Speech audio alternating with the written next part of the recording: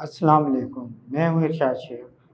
कल से पीटीआई के चेयरमैन इमरान खान की चेयरमैनशिप के हवाले से शोर सुनाई दे रहा है। हर तरफ से मुख्तलिफ़ किस्म की बातें सुनाई दे रही हैं।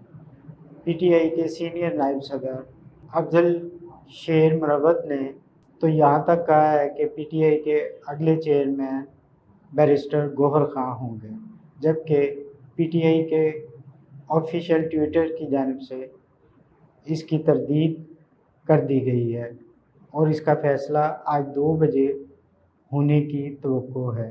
ये इतना बड़ा इशू नहीं है जितना बड़ा इसको बढ़ा चढ़ा कर पेश किया जा रहा है। ये वही सूरत हाल है जिस सूरत हाल का 2018 के इलेक्शन से कबल मियां मोहम्मद नवाज शरीफ को सामना था। आप इसको यूँ देखें कि पाकिस्तान मुस्लिम लीग नून की चीफ ऑर्गेनाइज़र मरियम नवाज़ जिस चीज़ का शोर डाला करती थी कि लेवल प्लेइंग फील्ड होना चाहिए, लेवल प्लेइंग फील्ड होना चाहिए, उनकी ख्वाहिश के मुताबिक लेवल प्लेइंग फील्ड हो चुकी। इमरान खान जेल भी जा चुके, उनको सज़ा भी हो चुकी और अब जिस तरह नवाज़ शरीफ अपनी पार्टी के सरबराह, कानूनी सरबराह नहीं रहे थे, इसी तरह इमरान खान साहब भी अपनी पार्टी के कानूनी सरबराह नहीं रह सकेंगे, जिसकी बुनियादी वजह ये है कि इलेक्शन कमीशन ने उन्हें पीटीआई को इंट्रा पार्टी इलेक्शन कराने का हुक्म दे रखा है और दूसरी जानब इमरान खान के ख़िलाफ़ तोशाखाना केस में जो सज़ा है वो कालअदम नहीं हुई, मुअत्तल हुई है। लिहाजा कानूनी तौर पर ये मुमकिन नहीं है कि इमरान खान साहब इंट्रा पार्टी इलेक्शन में हिस्सा ले सकें। ये तो हुआ नून लीग और पीटीआई का हिसाब बराबर हुआ, मरियम नवाज़ की ख्वाहिश पूरी हुई। जिन चीज़ों का सामना मियां मोहम्मद नवाज शरीफ साहब को करना पड़ा था, उन्हीं चीज़ों का सामना इमरान खान कर चुके हैं और अब उन्हें मज़ीद मसाइल का सामना करना पड़ रहा है। असल मसला ये है कि जो वार इलेक्शन कमीशन ने पाकिस्तान तहरीक-ए-इंसाफ पर किया है, उस वार से पीटीआई अपना तशख़्ख़ुस बरकरार रख पाती है या नहीं रख पाती। ये इंट्रा पार्टी इलेक्शन पीटीआई के लिए इंतहाई अहम है, उसके वजूद के लिए इंतहाई अहम है, क्योंकि जिन लोगों ने इंट्रा पार्टी इलेक्शन में हिस्सा लेना है वो वोटर, या यूँ कहिए कि पीटीआई का इलेक्टोरल कॉलेज ही मुकम्मल नहीं है। बहुत सारे लोग जेलों में बंद हैं, बहुत सारे लोग रोपोश हैं। अब ये कैसे मुमकिन हो सकेगा कि पीटीआई इतने मुख्तसर वक्त में, जिसमें इंट्रा पार्टी इलेक्शन सिर्फ मरकज़ी इलेक्शन नहीं होते बल्कि उससे कबल सूबाई सतह पर भी इलेक्शन कराना लाजमी होते हैं। अगर इलेक्शन कमीशन ने पीटीआई के इंट्रा पार्टी इलेक्शन को शफाफ करार नहीं दिया, उसे तस्लीम नहीं किया, तो फिर इसका मतलब है इंट्रा पार्टी इलेक्शन का जो पूरा प्रोसीजर है वो सारे का सारा इलेक्शन कमीशन की नज़र में बेकार हो चुका। लिहाजा पीटीआई को दोबारा सारी स्ट्रगल करना पड़ेगी। अगर पीटीआई बज़ाहिर इंट्रा पार्टी इलेक्शन करा भी लेती है तो उस पर 100 तरह की कदगनें लग जाएंगी, 100 तरह के एतराज़ात भी सामने आ जाएंगे।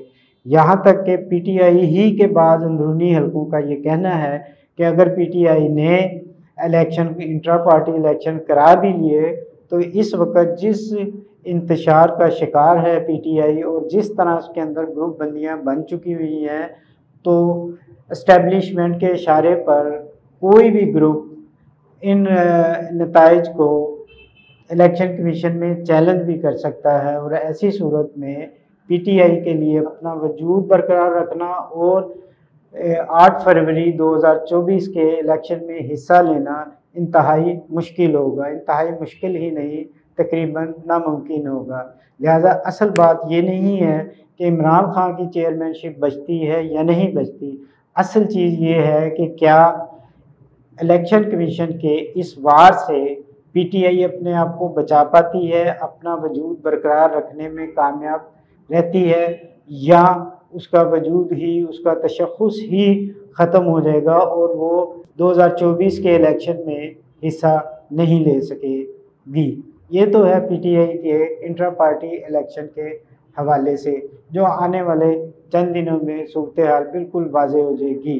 ज़राए तो यही कहते हैं कि पाकिस्तान तहरीक-ए-इंसाफ के इंट्रा पार्टी इलेक्शन कामयाब नहीं होंगे। अगर बाज़ाहिर हो भी गए तो इन पर 100 किस्म के एतराज़ात और चैलेंजेस आ जाएंगे, जिनकी बिना पर पार्टी के लिए 2024 के इलेक्शन में हिस्सा लेना मुमकिन दिखाई नहीं देता।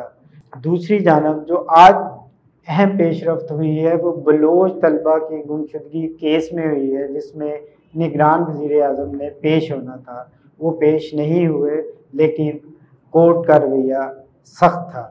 कोर्ट ने वज़ीर दाखिला को बाज़ हदायत दी हैं और 10 जनवरी की अगली तारीख दे दी है। उसमें उन्होंने जज साहब ने वज़ीर दाखिला को और वज़ारत दाखिला को ये हदायत दी हैं कि वो जिन लोगों के बच्चे गुम हुए हैं, नहीं मिल रहे हैं, उन बच्चों के वालिदैन से रब्ता किया जाए, उनसे बातचीत की जाए, ताकि उनकी तकलीफ़ों का, उनके दुखों का कोई इज़ाला हो सके और कोई रास्ता निकल सके। जज साहब ने तो यहाँ तक कहा है कि वज़ीर आज़म पर पर्चा भी दिया जा सकता। एक पेशरफ्त ये थी। दूसरी अहम पेशरफ्त ये है कि मुस्लिम लीग नून के सदर सबक वज़ीर आज़म शहबाज शरीफ की आज नैब में पेशी थी। नैब में पेशी के मौका पर उन्होंने मीडिया से बात करते हुए जो बात कही है वो ये है कि उन्होंने कहा कि इलेक्शन बर वक्त होने चाहिए, और मज़ीद उन्होंने कहा कि इससे बेहतर लेवल प्लेइंग फील्ड और क्या होगी कि मैं भी अदालत में पेश हो रहा हूँ और मियाँ नवाज शरीफ साहब भी अदालतों में पेश हो रहे हैं। इससे बेहतर लेवल प्लेइंग और क्या होगी। दोनों की पेशी की सूरत हाल मुख्तलिफ है। इमरान खान के केसों के मामला मुख्तलिफ है। इमरान खान के लिए शिकंजा कसा जा रहा है, जबकि जो शिकंजा शहबाज शरीफ और नवाज शरीफ के लिए कसा गया था उसको ढीला छोड़ा जा रहा है। उसमें से इतनी गुंजाइश पैदा की जा रही है कि दोनों साफ निकल सके, लेकिन इमरान खान के लिए वही शिकंजा कसा जा रहा है। इंट्रा पार्टी इलेक्शन तो छोटी बात है, इमरान खान के लिए जो असल शिकंजा कसा जा रहा है वो उनके खिलाफ, जो उनके और उनकी अहलिया के खिलाफ जो गैर शरई निकाह का केस है वो है। वो जिस तेज़ी से उसमें पेशरफ्त हो रही है और जिस किस्म की उसकी कार्रवाई हो रही है, बजाय यूँ लगता है कि आखिरकार इसका मंतकी इंजाम इमरान खान पर हदूद के केस के फैसले की सूरत में निकलेगा, और ये इमरान खान साहब के लिए इंतहाई ख़तरनाक होगा। उसकी वजह यह है कि पाकिस्तान तहरीक इंसाफ की बहुत बड़ी अक्सरियत इमरान खान को एक ऐसे निजात दहिंदा के तौर पर तसव्वुर करती है जिसे अल्लाह ताला ने किसी ख़ास मकसद के लिए भेजा हो। अगर ऐसा होता है तो उस सोच को, उन लोगों को के जज्बात को एक शदीद धचका लगेगा। नाज़रीन, ये सूरत हाल इसी तरह चलती रहेगी, इसी तरह मामला चलते रहेंगे और हम आपको इसके बारे में बताते रहेंगे, अपना तज़िया देते रहेंगे। इसी के साथ इजाज़त दीजिए। खुदा हाफ़िज़।